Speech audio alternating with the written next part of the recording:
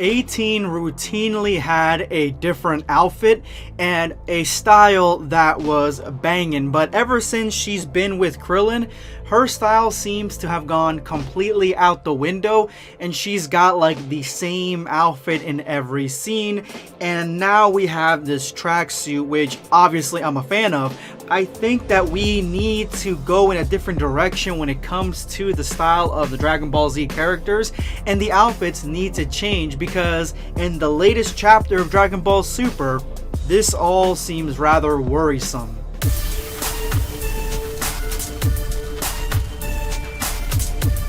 Prepare yourself, Dan Saiyan. Smash that like button, and if you are new to the channel, make sure to hit that subscribe button and turn on notifications. That way you never miss a video. Today I was going to cover a brand new Dragon Ball fan manga, a Dragon Ball fan manga that is going to knock your socks off. You guys are going to be loving it. You guys are going to be enjoying your dinner, watching it, showing it to your significant other as you watch Blackscape and chill. You guys were going to enjoy this new Dragon Ball fan manga, but I got an abundance of requests to cover the latest chapter of the Dragon Ball Super manga. Usually I do it, but I was going to wait, but now I've read it and I think that I have a very raw take to give you guys since I just read the chapter. Instead of waiting on it and thinking about it, these are my first emotions about the chapter, and the chapter is boring. It is boring, guys. I was watching this fight between Moro and Ultra Instinct, looking at my watch, waiting for it to end because it was boring. How do you take Ultra Instinct, one of the coolest techniques that we've ever seen, and make it so mid-tier and just throw it like another power-up? That's basically what it felt like. He wasn't dodging, he wasn't doing Ultra Instinct. I understand it's not mastered, but still, he did a lot more cool shit against Jiren, not only in the manga but especially in the anime when he had Omen. But in this, they're just fighting each other. They were just comparing aura sizes, and at one point they even were doing the grappling thing that him and Frieza did on Planet Namek. It was boring. It was the same shit that we've seen over and over again, and Goku was just adding more and more power into the transformation. I know that he hasn't mastered it yet, and he hasn't gotten used to Ultra Instinct yet, and they were even worried, Whis and Beerus, they were talking about how he's just dumping more energy and more ki into this transformation, and Beerus is like, this is not how you use it. I don't know what the hell he's doing, and Goku's just adding more to it because he's not strong enough on his own to defeat Moro's overwhelming strength. I understand that, but at the same time, it just made a really boring fight. It was so boring, and I was waiting for it to be over. I was happy when it was over, honestly. It was like, I'm not one to try to compare, but I'm going to compare. In Dragon Ball Reset, we are finding brand new ways. I'm finding brand new ways to make Ultra Instinct unique and interesting. It's not the same one from the show, but it is the same thing essentially. It just has new bells and whistles in the Dragon Ball fan manga that I made.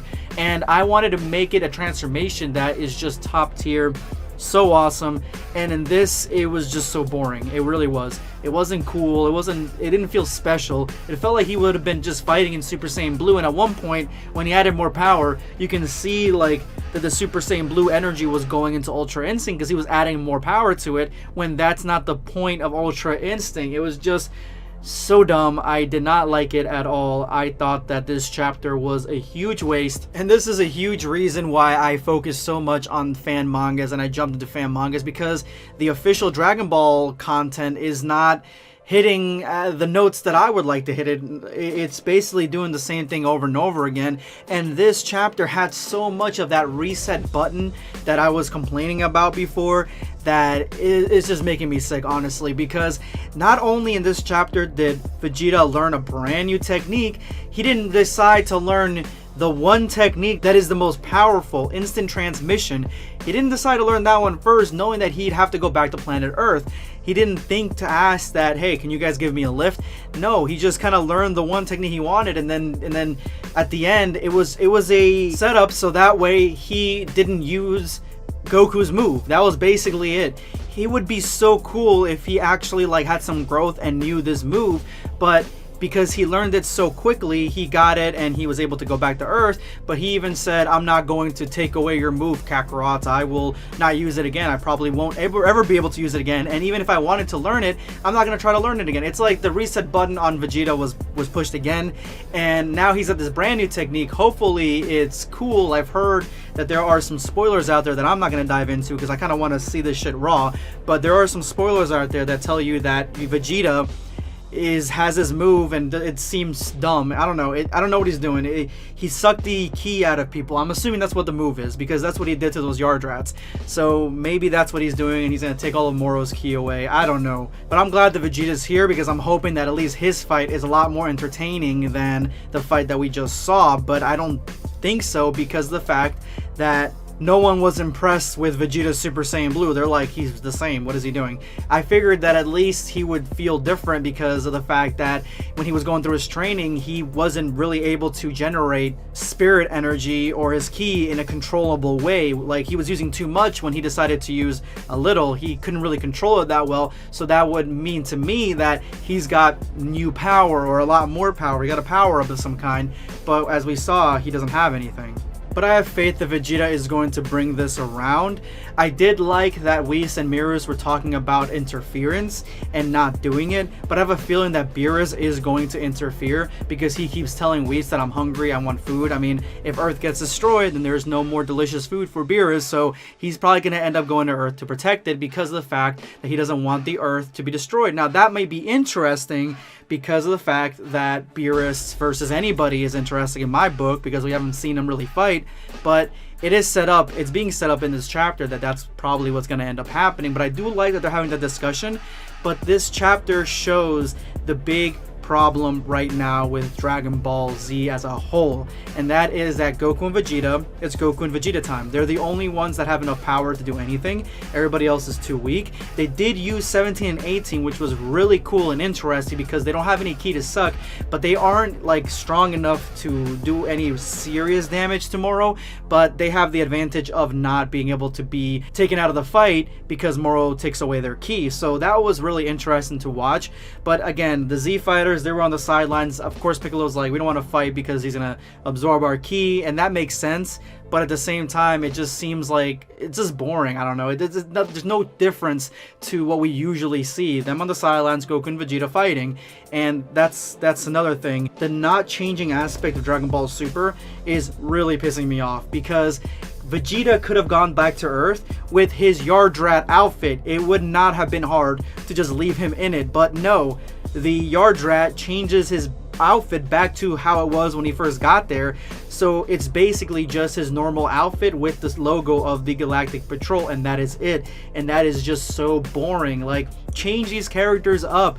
I really liked the design of Goku and Vegeta when we saw them in the Universe 6 tournament, and then in Goku Black they're back in their normal gi. They need to change the designs up because these are obviously being worked on in a boardroom somewhere. Like, we don't want to change the characters too much because we don't want it to affect like the toys and, you know, selling things and, you know, noticeability, like what people actually understand them to look like. Fuck that shit. Just change their outfits. 18 has a lot of different outfits that she's worn throughout the series, and you have her again in this tracksuit, and I get it, it's her battle tracksuit at this point, but you could have changed her up a little bit. 17 is the same way. You got the same outfit from the Tournament of Power. All of them are the same way. They all are dressed exactly the same, and it's just boring. Change up Dragon Ball, please, because at this point right now, Dragon Ball fan mangas, they're winning. They're usurping the canon, the Dragon Ball Super manga in my book. They are better written. A lot of them are better written, and a lot of them have better art. It just is a fact. And I hope that Dragon Ball Super's manga gets better, but I don't know if it will or not. Anyway, guys, thank you so much for hearing my rant. If you made it to this point of the video, you are now part of the hashtag End of Video Squad. Thank you guys so much for being part of the squad. Make sure to drop that comment with that hashtag for a chance to be featured in my next video. Today, I'm going to be responding to Immortal. I like how almost every fan manga that includes destruction of some sort, Whis has to do the time reversal thing. I'm telling you right now, Immortal, that was the first time that I've ever seen the time reversal thing done besides in the anime. If you know some manga that done it, let me know in the comment section below, but this is the first one, the Vampa Vegeta one. That's the first one I ever seen do it. Everyone else lets destruction fly and continues on from there. I don't like reset buttons, I'm telling you that right now. Which is really bad wording because of the fact that my manga is called Dragon Ball Reset. But what I'm talking about is when everything just goes back to normal at the end of an episode or at the end of the series or at the end of the saga. Anything like that, I don't like. I like change. So I'm a big proponent of Dragon Ball fan mangas offering that change. Again, this is the first time that I've seen it, but if you've seen it somewhere else, let me know in the comment section below. Anyway, guys, thank you so much for your comments. This is going to be Blackscape signing off. Take care, guys.